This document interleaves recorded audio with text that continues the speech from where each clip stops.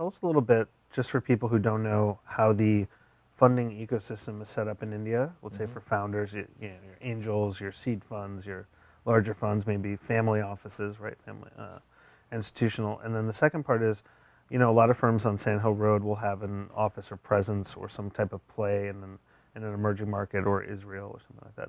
How is Lightspeed structured specifically so people can better understand that? So the venture ecosystem in India, just to give perspective, is about 700 million to $1 billion of investments a year.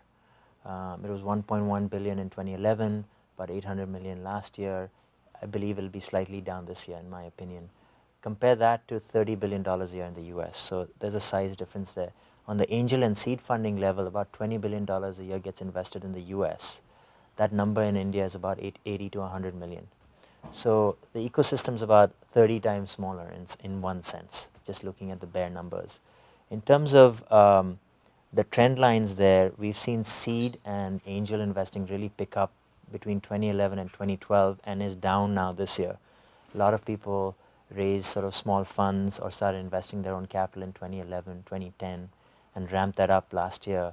And I think there's now a collective sort of deep breath going on, because a lot of these companies that were funded now need to get to Series A and just don't have the traction to get there. So I feel there'll be another round of funding needed before they get to Series A.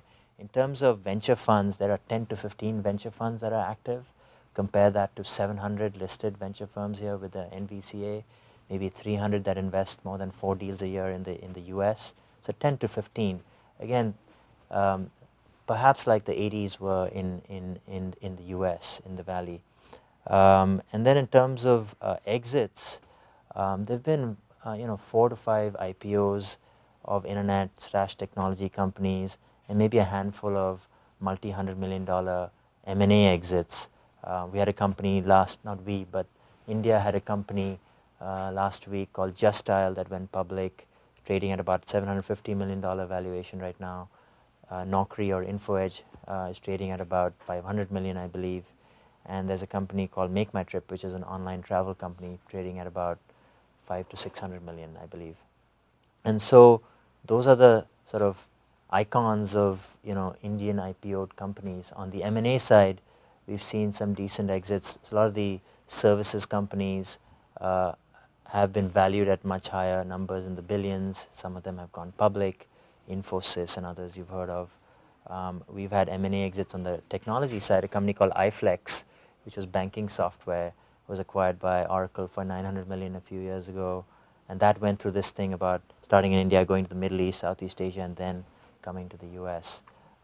So that ecosystem is still a bit early. What you see there is a lot of infrastructure being built out right now before the apps or the services companies can really succeed.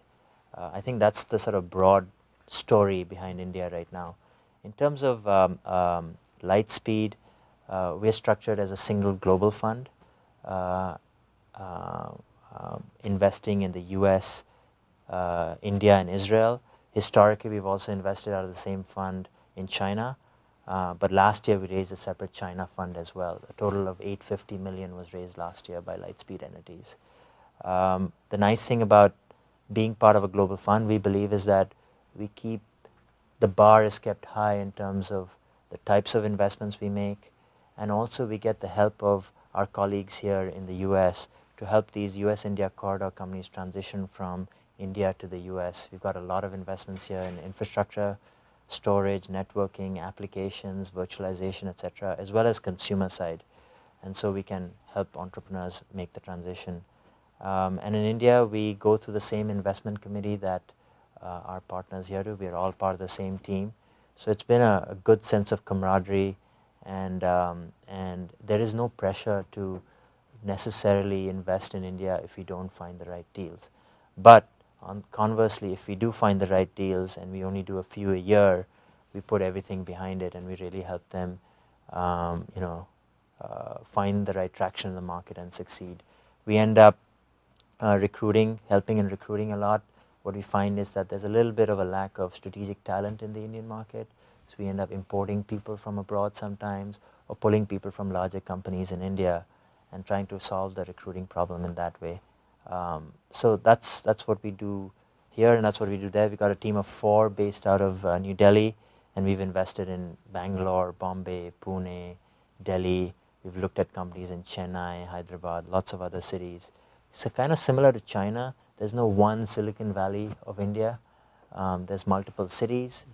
Interestingly, they all have different dynamics. Bangalore is known more for core technology and sort of deep engineering skills, so you'll see more of those startups there. Delhi is sort of more central geographically in India, so a lot of the e-commerce companies are based there because of supply chain reasons. And the mobile economy is in Delhi squarely. All the mobile operators and most of the mobile OEMs are there. So e-commerce and mobile is in Delhi. And then Bombay is a lot about media and financial services. So this is how you see different clusters emerging in India.